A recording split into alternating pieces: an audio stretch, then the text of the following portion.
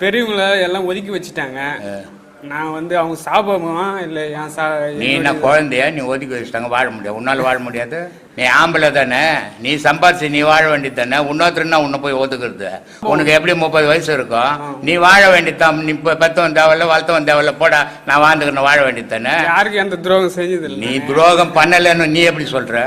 நீ ஏன் சொல்லக்கூடாது? இன்னொருத்தர் சொல்லணும். உன்னை இவர் யாருக்குமே துரோகம் பண்ண மாட்டாருங்க, ரொம்ப தர்ம தான கத்தாங்க இன்னும். ஏன்னா எந்த விஷயத்தையும் அவங்களே சொல்லக்கூடாது, அடுத்தவங்க சொல்லணும். அதான் அவங்க சாபம் விடுறாங்க, நல்லா இருக்கக்கூடாது. நல்லா இல்லை, அதை போ என்ன பண்றது? பெத்தவங்க சாபம் விட்டா பழிக்கத்தான் செய்யும்.